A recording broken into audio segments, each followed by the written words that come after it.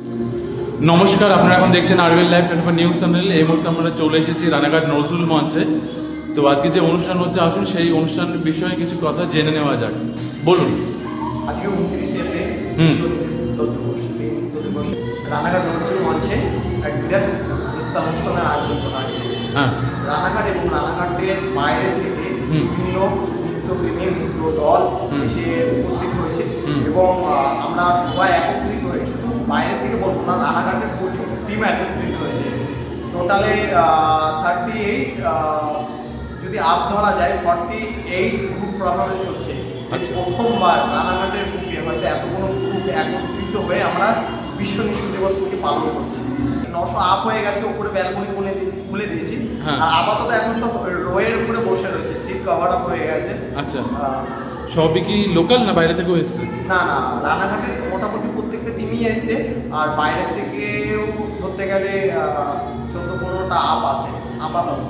আচ্ছা, এক্সপাইডার আয়োজিত এবছর দ্বিতীয় বর্ষে বিভিন্ন জায়গার থেকে সব মানুষজন এসছে। সেই ক্ষেত্রে আমাদের তাড়াতাড়ি শেষ করতে হবে, এই টার্গেট নিয়ে এখনো প্রোগ্রাম রানিং চলছে। আচ্ছা, কি নাম? রাজেশ দাস। আচ্ছা, কি নাম আছে গ্রুপের?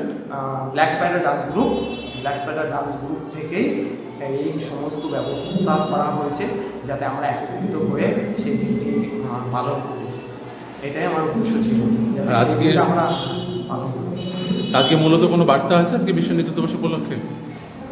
বার্তা বলতে একটা কথাই বলবো, আমরা যেহেতু নাচ করি, যেমন আমাদের একটা ইয়েতে লেখা আছে নৃত্যের ছন্দে নৃত্যের আনন্দ।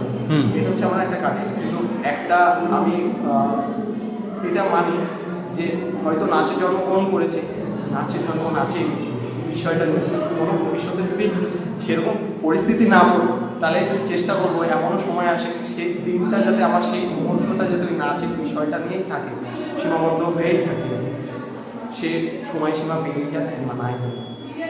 আচ্ছা, ওকে, আপনাকে আরবিএল লাইভের পক্ষ থেকে অনেক অনেক ধন্যবাদ।